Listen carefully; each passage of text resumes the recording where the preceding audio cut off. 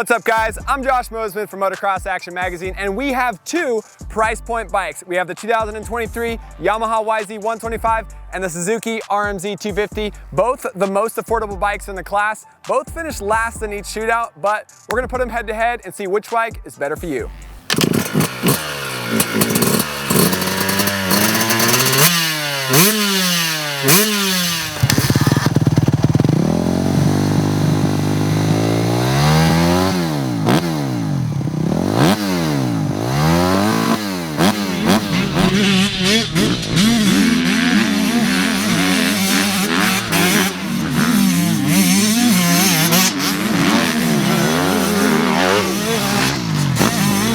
The Yamaha YZ125 two-stroke has been long known as MXA's favorite bike to ride. This thing is so much fun, but it finished 4th in our 2023 125 two-stroke shootout because it's the slowest, and really that's the main reason why.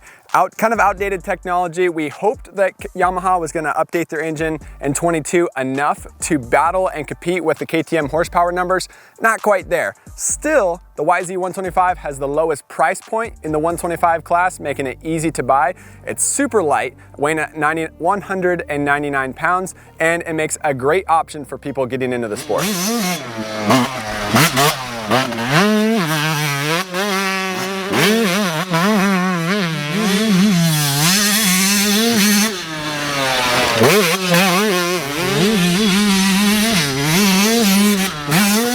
The YZ125, we are comparing it against the Suzuki RMZ250. Now this is the lowest price point bike in the 250 4-stroke class.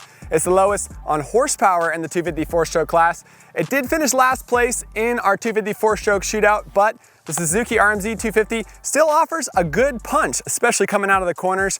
The forks, yes, they are way too stiff. It's gonna be beating me up here in the hills of Southern California today, but we're gonna have some fun. We're gonna compare this bike with the YZ125. We wanna let you guys know what's the best entry-level bike, what's the best beginner bike, what's the best bike to have fun on for your dollar. Both of these bikes you can buy for a very low price at the dealership. They both are low retail price, but even lower after the bikes have been out. The dealerships knocked the price down quite a bit on these bikes, making them easy to get. You can get both of them for about 5 grand, so good stuff. Let's go ride.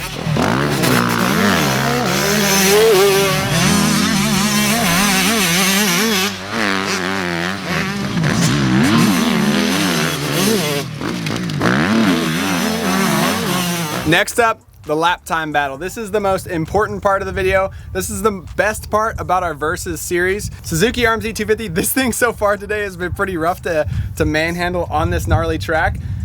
YZ125, Dennis is having a lot of fun. Let's see which bike can get the faster lap time on. All right, so this track is pretty long. Dennis, you said it was like 3 minutes? Yeah, roughly 3 minutes. Roughly 3 minutes, and it is gnarly. If you go off the track, you're gonna lose a lot of time, especially coming in a lot of these tight technical corners. So Suzuki RMZ250, these forks are way too stiff, so it's pretty hard for me to get into some of these corners, but if I smooth it out, that's gonna be the key to a good lap time. And because it's such a long track and it's so challenging, it's almost gonna be an endurance lap more than a sprint lap. So let's see what the time is.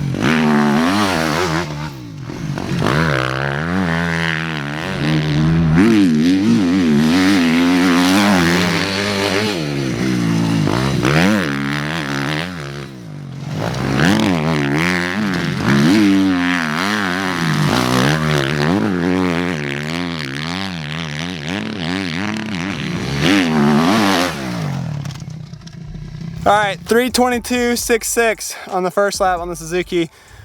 Woo, that's a good workout. Track's gnarly. Now let's do a couple laps in the YZ, warm up, do lap time.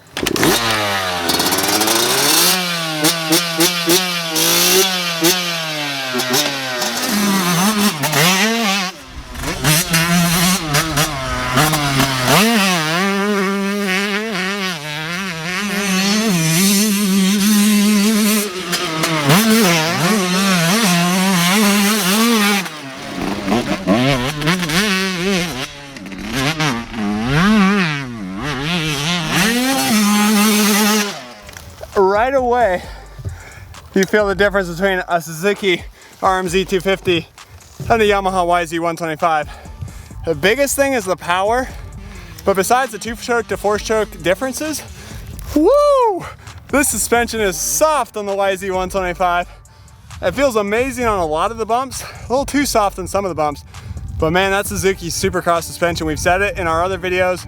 We've said it in the magazine for years now. Whew, those forks are way, way, way too stiff. But when you're coming into corners and you're pro and you weigh 175, that stiff, I got used to that stiff. So when I got on this YZ125, not meant for a pro, not meant for a guy 175 pounds, whew, it was soft right away, first corner. But it's hard to tell which bike I was faster on if I had to guess, because I was a 322 on the Suzuki. I did my best on that bike. I made mistakes, but I made mistakes on the YZ too. And there's sections I know I was faster on the Suzuki, but there's sections I definitely was faster on the YZ because it's so much lighter. This thing weighs 199. We'll have to check the Carfax, but I think the Suzuki's what, 230?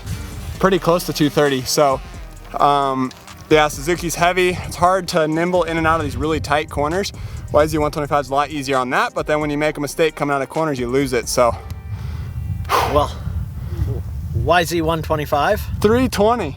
320.54. 2 seconds faster. 2 seconds faster. Wow, 2 seconds faster. There you have it. All right, YZ125 wins. I mean, I thought it was pretty, I couldn't really tell which one because the lap time's so long. It's not really a sprint, it's like an endurance, feels like, because the track's so tough. So 2 seconds faster on the YZ125. There you have it.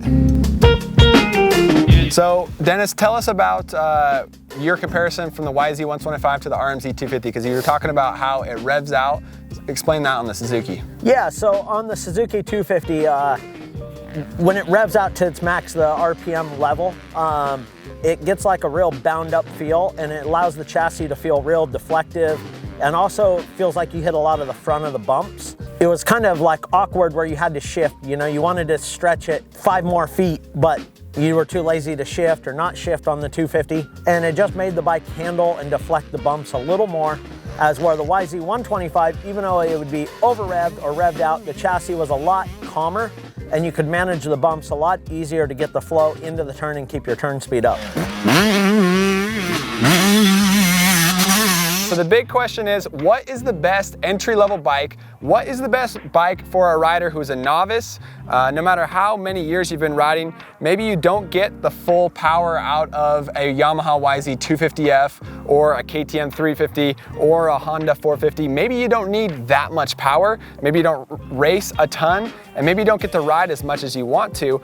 I'm a big advocate. If you're a lighter guy, and if you're not a top intermediate or a aspiring pro, you really don't need a 450. 250s are great bikes. I just recommended my good buddy. He weighs 175. He's a novice level rider. He's really good at snowboarding and skateboarding, but motocross is his second sport, so he's not as experienced with it. I tried to sell him on an RMZ250 because of the low price point. So the retail price for the Suzuki RMZ250 is $7,899. Now that is the lowest price point and the most affordable 254 stroke in the class. For the Yamaha YZ125, it is $6,999 retail price. However, both of these models are unchanged for 2023. The Yamaha got big updates in 22, so if you can find a 22 model, it'll be cheaper and you'll be able to buy and ride the same exact bike that we have here behind us. Suzuki RMZ250, I think it was 2019 when it got quite a few frame updates, updates to the exhaust, and different things that made the bike quite a bit better. But that means that a 2019, 20, 21, 22, and now 23, they're all the same model. So you can find a brand new bike at the dealership from last year or the year before at $5 grand pretty easily on the RMZ250. So both of these bikes are affordable, and that's one reason why you should keep your eyes on them.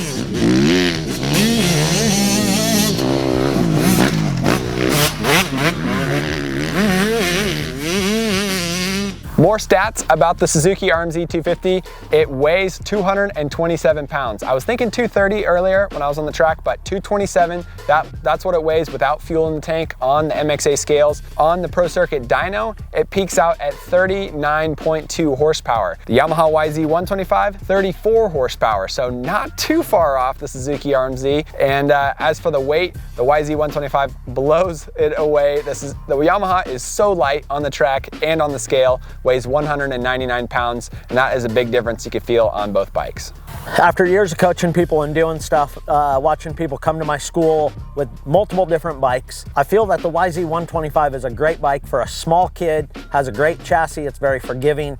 Also, if you're kind of wanting to tinker and get into the mechanical side of things, you or your parents, you and a buddy, could definitely dive into a piston or a clutch change on the YZ125, where the RMZ will definitely last a long time, as both bikes at an entry level will have no problem with that.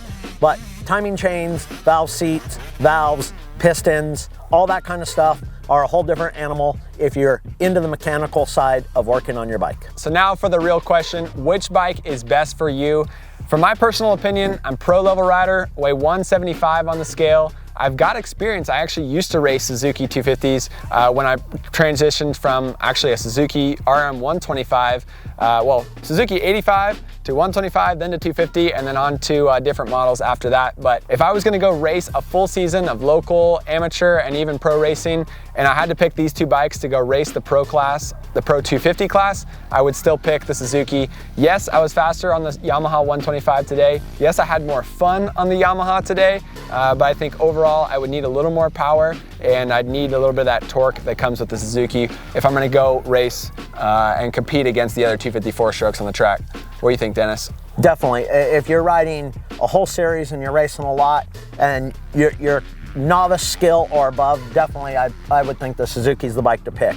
If you're really entry level, or you're looking to ride the schoolboy, or you're just looking to get into riding, it would be really hard to beat the YZ125. Resale value is really good. They look cool, they sound cool.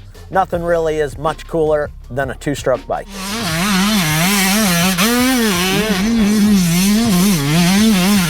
All right guys, thanks for watching this video. If you like our Versus series, check out more videos on our YouTube channel. We put the new 23 KTM 300 versus the Husky 252 stroke, both of those two strokes head to head just a bit ago. And we got lots more videos coming to the channel. Our 125 shootout, our 250 shootout's there now. But I'm gonna finish up this video and go ride some more of this wet dirt here. Yeah, we have about 20 more minutes before this sun goes completely away and we have wet dirt, and let's go ride. Let's do it.